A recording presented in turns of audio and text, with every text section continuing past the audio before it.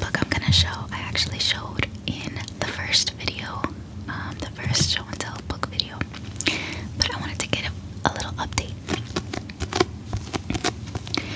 So this is Life as We Knew It,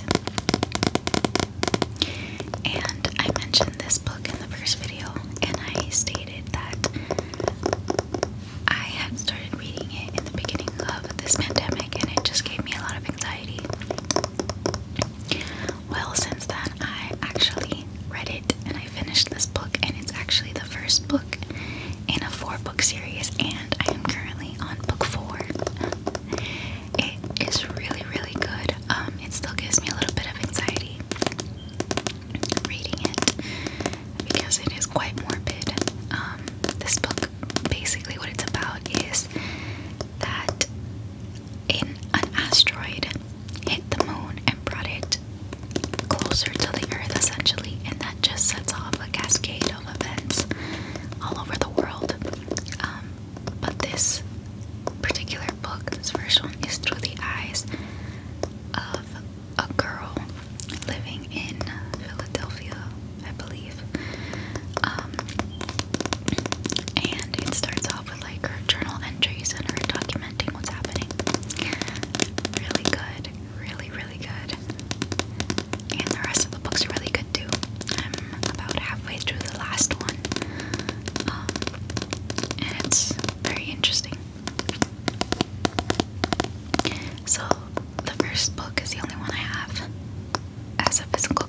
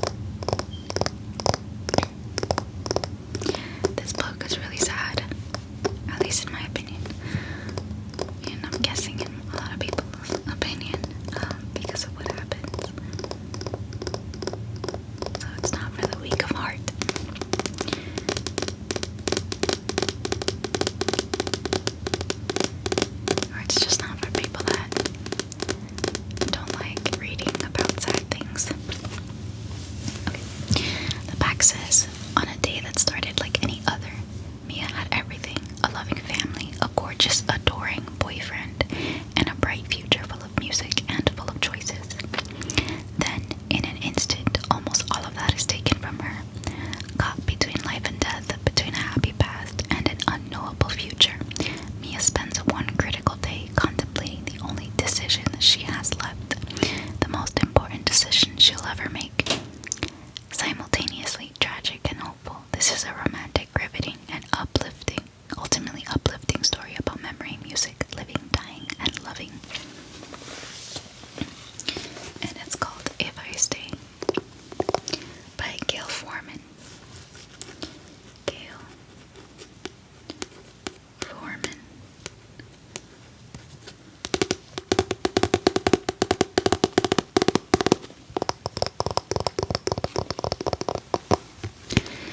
This is one of those books. I read this one a long time ago.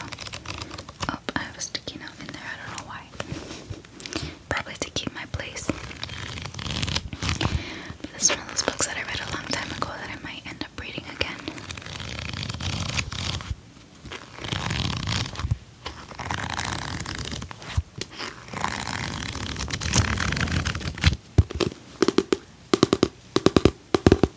This one's a good one.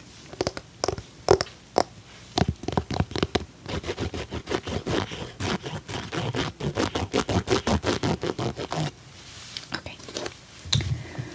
Next book, next book, next book, next book. This one's called Everything She Forgot by Lisa Ballantyne. I'm probably pronouncing that wrong. I apologize.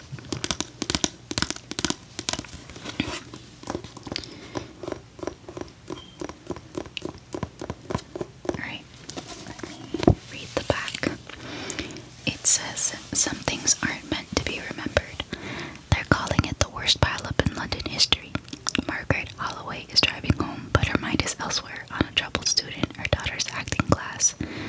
The next day's meeting, when she's rear-ended and trapped in the wreckage. Just as she began to panic, a disfigured stranger pulls her from the car seconds before it's engulfed in flames. Then he simply disappears. Though she escapes with minor injuries, Margaret feels that something's wrong. She's having trouble concentrating. Her emotions are running wild. More than that, flashbacks to the crash are also dredging up lost associations from her childhood, fragments of events that had been wiped from her memory. Whatever happened, she didn't merely forget, she chose to forget. And somehow, Margaret knows deep down that it has something to do with the man who saved her life. As Margaret uncovers a mystery with chilling implications for her family and her very identity, Everything She Forgot winds through a riveting dual narrative and asks the questions: how far would you go to hide the truth from yourself?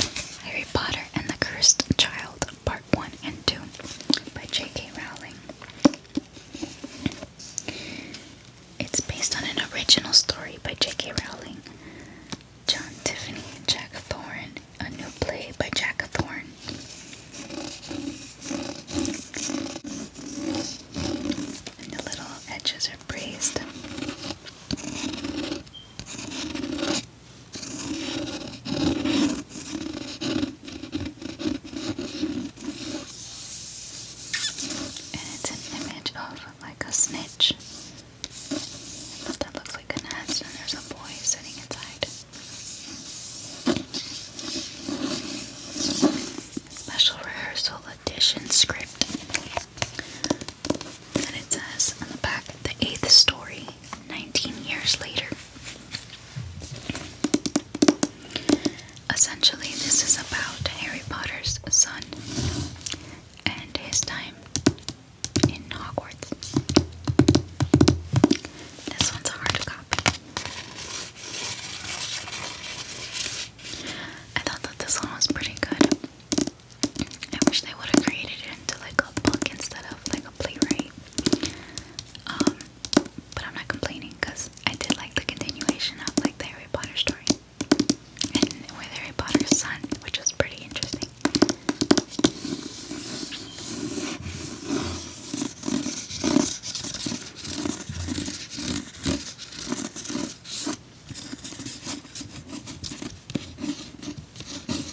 Harry Potter, Potter, Potter, Potter.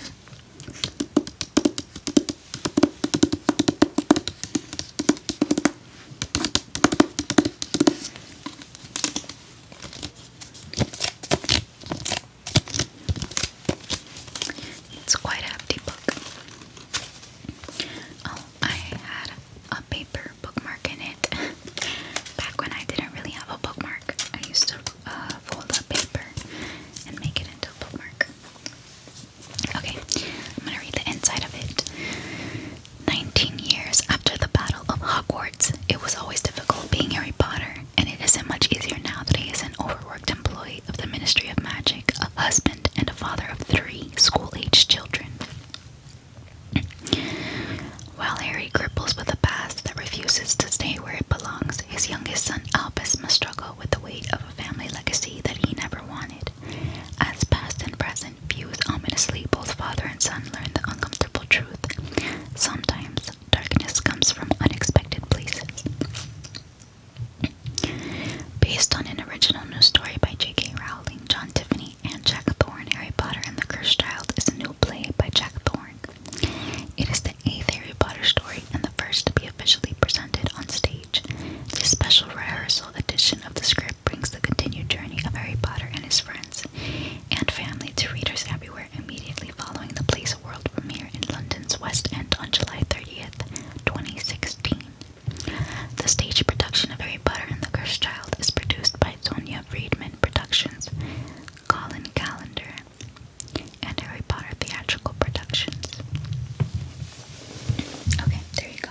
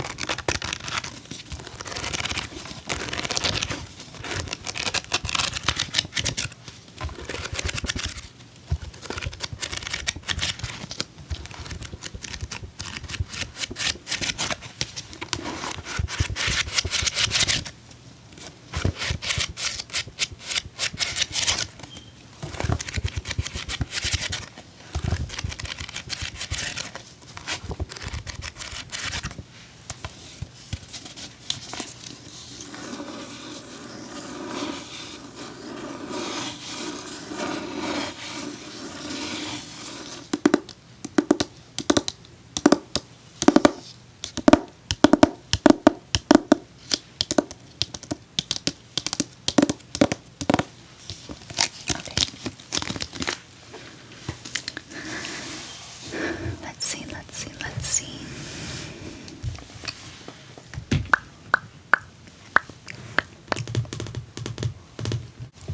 Okay, the next book I'll show is this one. It's called Girl in Pieces by Kathleen Glasgow.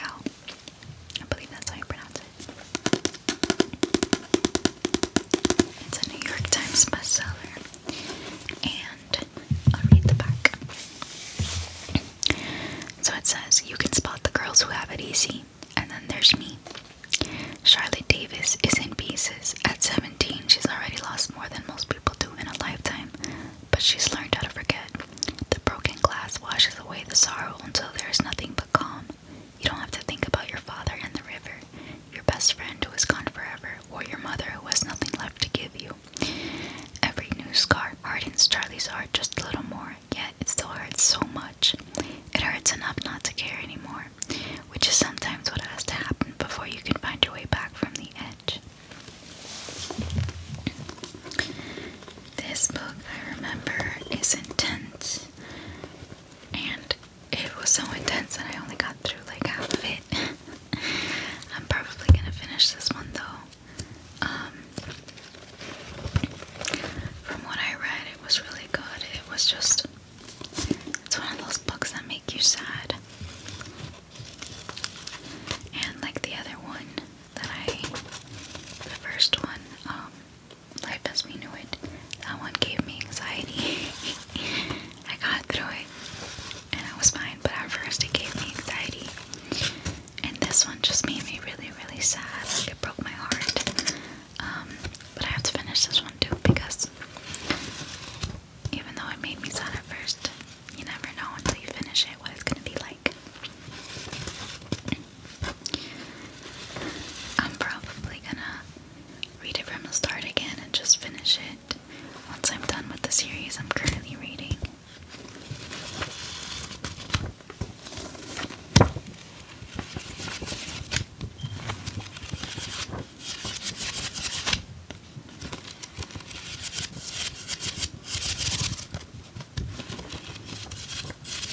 And I'm one of those people that cries not only in movies, but with books. Sometimes almost more with books. It like impacts me that much more.